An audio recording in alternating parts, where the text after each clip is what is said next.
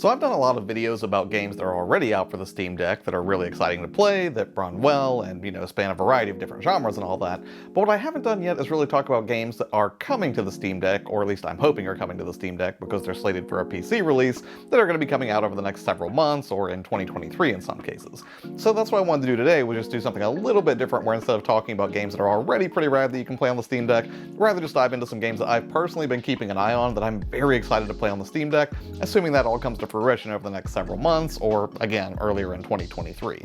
So let's go ahead and kick this off with a game that I've been keeping an eye on for quite a while because it's part of a genre that I'm personally a big fan of, and that would be the Souls-like genre, and that is Lies of P. Lies of P is a dark, Souls-like reimagining of the story of Pinocchio. You'll play as Pinocchio himself and fight your way to meet up with Geppetto. It's set in the collapsed city of Krat, which is inspired by the Belle Epoque era in Europe from the late 19th century, which I am almost positive I'm pronouncing incorrectly. Now, initially I wouldn't say I was skeptical necessarily, but you also have to wonder if this is a game that's just using the Pinocchio angle purely as a gimmick without any real need to conjure up the classic fairy tale beyond the novelty of it. I mean, to be fair, we are getting a legitimate horror movie based off of Winnie the Pooh, so I don't think it's totally nuts to be a little bit skeptical of a game that's billing itself as Disney Dark Souls. But apparently there are a range of procedural quests within Lies of P that play out differently depending on your lies, and that sounds pretty intriguing. Sure, having a story play out differently based on choice isn't especially new, but considering the morals of truth versus lies, or white lies, are sort of central to how the Pinocchio character operates, I'm really curious to see how the narrative will play out in this dark remix of a classic fairy tale.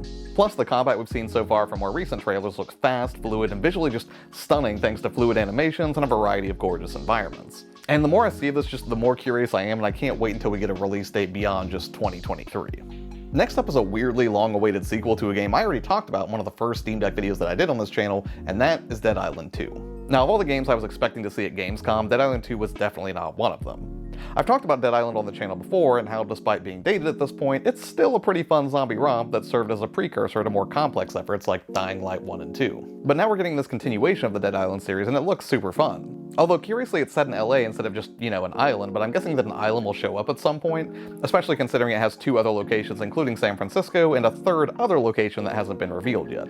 But based off of all the footage we've seen so far, it looks like a super bloody, just visceral good time, and I'm very excited to see more next-gen zombie action unfold in an open-world setting. Now, I know that zombies have been done to death, no pun intended, but at the same time, I'm still really pumped for a horror romp that doesn't take itself too seriously and can just have fun with a ridiculous, over-the-top premise, and I think that that's exactly what Dead Island 2 is going to deliver.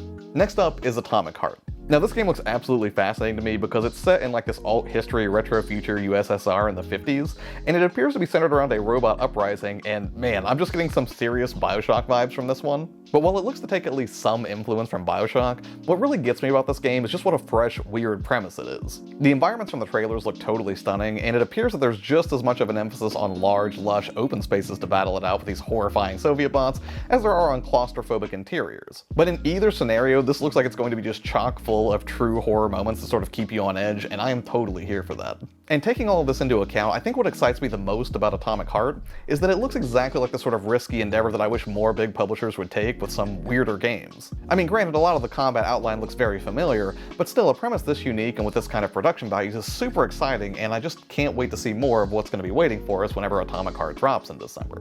Now, next up is a game that I'm not sure if I'm super excited about, but I'm at least cautiously optimistic, and that is Harvestella. Now, this drops on November 4th, and it's a life simulation RPG from Square Enix that doesn't look too dissimilar from games like Rune Factory. And at the very least, Harvestella is getting style points for me because the trailer footage looks really, really pretty, and I just generally enjoy games that have a seasonal cycle.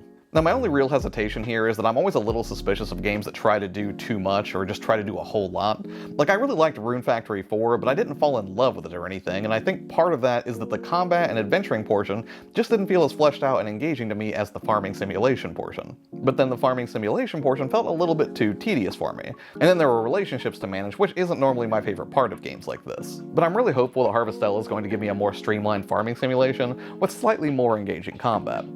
I guess I'm just not sure what the breakdown's going to be in terms of the ratio of farming to combat, and then separately how engaging each of these will be on their own. But ultimately I remain hopeful, at least partially because it looks real pretty and it's going to be dropping this November right in the middle of fall. And finally, the last game on this list, which is also dropping in November, and I had absolutely no idea this game even existed until Gamescom, is High on Life.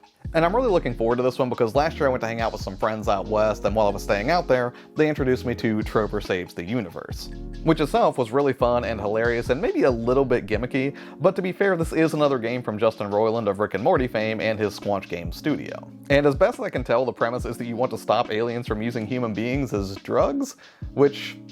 yeah, that sounds about right.